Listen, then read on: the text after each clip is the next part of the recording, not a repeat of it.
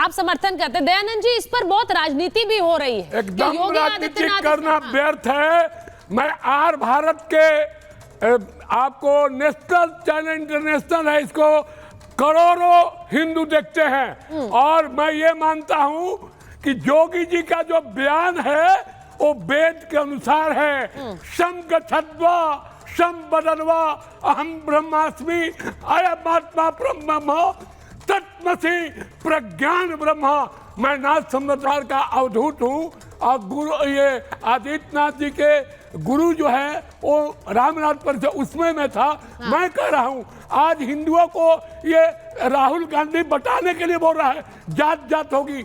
अरे हम सभी ब्रह्म हैं, all are equal, no difference behind and you. हम सभी हिंदू एक हैं, न कोई ब्राह्मण है, न कोई क्षत्रिय है, न जाट है, गुजर है, न कोई दलित है, सभी हिंदू हैं। आचार्य जी, सवाल यही है कि क्या योगी आदित्यनाथ ने इस बयान से सियासतदानों को भी बड़ा संदेश दिया है? आचार्य कृष्णगिरी, अगर आप इस पर बोले जल्दी से, उसके बाद में सियासी डिबेट पर भी। बांग्लादेश की हिंसा के बाद बहुत जरूरी था कि योगी जी इस प्रकार का बयान दें और हिंदू समाज अपेक्षा भी कर रहा था योगी जी इस पर बोलेंगे।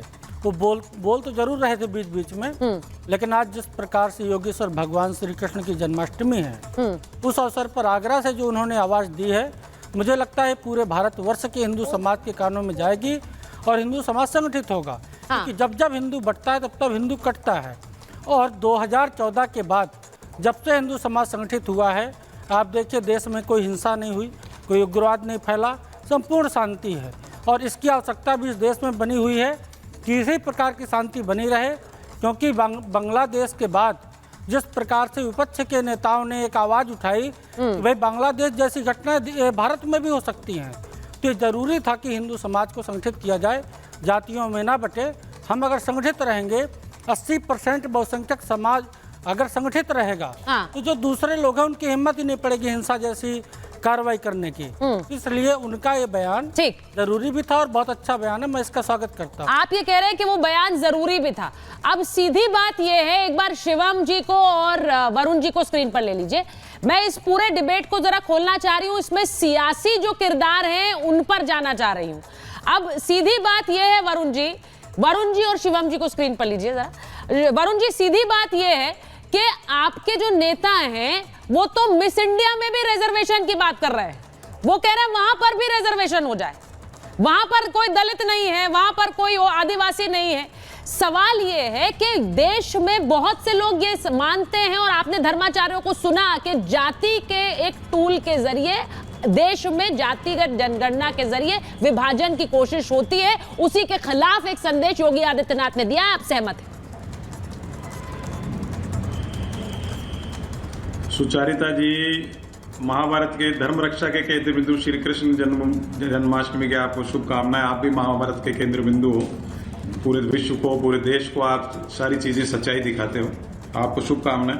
आपको भी। देखिए, 4 जून के परिणाम के बाद से योगी आदित्यनाथ के लिए बड़ी प्रॉब्लम हो गई है, बड़ी धर्म संकट की स्थिति हो गई है, क्योंकि जिस प्रकार से बीजेपी एक कॉन्फिडेंट थी कि उत्तर प्रदेश में तो हम सारी सीटें भी लाएंगे, हम ऐसा करेंगे वैसे, वहां इनको जबरदस्त सेटबैक लगा। उसके बाद से वो किसी न किसी रूप में अपने को वापस चुनाव की तैयारी करने के प्रयास कर रहे हैं। आपको याद होगा जब आडवाणी जी की रथ यात्रा हुई थी, वैसा रिपीटिशन करने का प्रयास, वैसा माहौल बनाने का प्रयास किया जा रहा है। ये मैं इसको कहता हूँ फ्यूटाइल एक्सरसाइज, क्योंकि हिंदू कर रहे हो। हिंदू तो है नहीं, भारतीय संस्कृति की बात है। अगर जितने गुरुजन बैठे हैं, अगर ये मुझे बताएं हिंदू शब्द का किस किस शास्त्र में उपयोग हुआ, तो मैं इनको सल्यूट करूंगा। भारतीय संस्कृति जवाहरलाल नेहरू ने बांट दी आपको, आज भी पूरा देश एक है और बोल दिए कि वहाँ तो पैदा कुछ नहीं होता है। क्या बात करते हैं जनाब? फोन करके बोलिए कि हम क्या बोले हैं। अच्छा ठीक है, ये साधुओं पर गोली चल रही है, संस्कृति है क्या? आप ये संस्कृति है दूसरे को बोलने अच्छा एक मिनट दयानंद जी, संस्कृति चाहते हो देश में? ऐसा माहौल चाहते हो? डिबेट को थोड़ा ओपन नहीं, ऐसा माहौल चाहते हो क्या देश में दूसरे को बोलने नहीं दोगे? करते हैं, हम तो सनातन है, हम तो सबको लेकर के चलते हैं। मैं तो नहीं बोला आपके बीच में, एकदम आपने बोला। ये ऐसी संस्कृति चाहते हो? देखिए दयानंद जी, मैं आपको बताऊं, वरुण जी भी सनातनी है। अब ये सियासी मजबूरी एक है कि वो उनको अपने नेता का स्टैंड लेना पड़ेगा। लेकिन जरा बताइए वरुण जी, जल्दी से जवाब दीजिए उसका। नहीं, मैं उस पर भी वरुण जी वरुण जी वरुण जी वरुण जी अभी बोलने नहीं देंगे। लोकतांत्रिक तो व्यवस्था ही नहीं जानते, बाबा बन गए सब। बोलिए। बाबा बनने का अर्थ है सबसे पहले लोकतंत्र। नहीं, ये मत बोलिए कि बन गए। नहीं वरुण जी ये डिसरिस्पेक्टफुल है, ये डिसरिस्पेक्टफुल है, ये मत कहिए कि बन गए। मैं आपसे ये अनुरोध कर रही हूँ, इस तरह का बयान तो सर मैं आपसे उम्मीद भी नहीं करती हूँ। गुरुजन बोला सबको, मैं तो गुरुजन बोला इनको, शुरू में गुरुजन बोला, प्रणाम किया इनको सबको मैंने। मैं बीच में बोला जी, मेरी रिक्वेस्ट है। हाँ, आप मुझे चुप कर दो, इनको बोलने के तो मैं चुप हो जाऊंगा।